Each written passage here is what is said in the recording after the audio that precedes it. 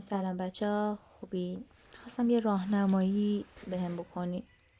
من راستش پرستارم و اینکه دارم فکر میکنم که حالا بعد 2 سال که توی سیستم کار کردم چی کار کنم، بخشم رو عوض کنم و اینکه حالا میخوام ببینم چه شیفتی برام بهتره. من جایی که کار میکردم شیفتم در گردش بود. در گردش یعنی اینکه شیفت صبح داری، شیفت شب داری، شیفت صبح و عصر داری، کلا قراقاتیه کلا. و اینکه تو هر ماه که میخواد برات شیفت بنویسه این استرس رو داری که وای الان مثلا چه شیفتایی میخوام برام بنویسن. هیچ تضمینی نیست که تو شیفتات فیکس باشه، یعنی بگیم که روزای سوش شیفتی، روزای فرد شیفتی، حالا شبا فقط شیفتی، هیچ تضمینی نداره. وقتی که در گردشی، من تو آیسیو کار میکنم، استرس داری که ماه بعد چه شیفتایی بخواد نصیبت بشه. ممکنه که امروز من از ساعت 7 صبح برم شیفت تا ساعت 12 ظهر شیفت باشم، 12 که نه، تا ساعت 2 شیفت باشم، بعد دوباره بیام خونه، دوباره فرداش از صبح ساعت 7 صبح شیفت باشم تا ساعت 8 شب شیفت باشم. یا اینکه کلا شیفتای ترکیبی. حالا بعدا بهتون میگم که حالا شیفت صبح، شیفت عصر، شیفت لانگ و شیفت شب چه فرقی با هم دارن. در گردش وقتی شیفتمون باشه یعنی که استرس داری، چه شیفتی داری، بعد نه باشگاه میتونی بری. اینا البته هدفای منه که مثلا دوست دارم پلنایی که میخوام اجرا کنم.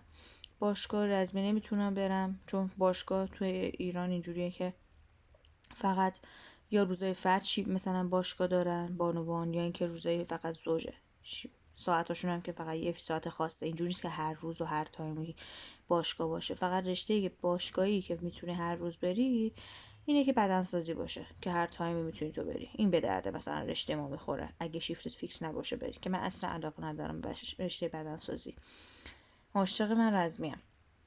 کلاس زبان نمیتونی بری چون مگه اینکه آنلاین باشه. آنلاینش هم باز طرف نمیاد بگه که هر ساعتی که من برات کلاس بذارم، یا میگه مثلا میگه 3 روز در هفته، 2 روز در هفته، شنبه دوشنبه ها یا شنبه پنجشنبه ها کلاس ساعت 8 شب تا مثلا 10 شب اگه آنلاین باشه. اگه روزم مثلا حضوری هم باشه که یه روزای خاصی هستش با تایم خاص، اینجوری نیستش که با تو هماهنگ بخواد بکنه. دو جا کاری هم که مثلا حال تو رشته ما میتونی هم یه بیمارستان دیگه کار کنی، یه کلینیک دیگه کار کنی، هر چیزی. دو جا کاری هم که تو شیفت گردش اصلا وجود نداره. این هم که نمیشه. کلاس موسیقی هم که من دوست دارم برم اونم نمیتونی، چون کلاس موسیقی میخوای بری ثبت نام کنی میاد میگه که فقط یک شنبه ها مثلا کلاس داریم. تو هم که معلوم نیست یک شنبه شیفت باشی شیفت نباشی، بیای به مثلا هد نرستم بگی که شیفت نذارد میذاره 100% یا شیفت بعد قبل تو بدتر میچینه. مزایاشم فقط اینه که اون بخشی که من الان کار میکنم تنها مزایاش اینه که شیفت مریضاش با اینکه تو آی سی یو هستم مریضاش به نسبت یکم بهترن. یعنی خیلی بد حال نیستن، همیشه اینجوری نیست، یعنی ممکنه بد حال داشته باشیم ولی باز بهتره، روتین تره، کارا رو میدونیم مثلا مریضامون چی میخوان چی نمیخوان. تنها مزایاش همینه.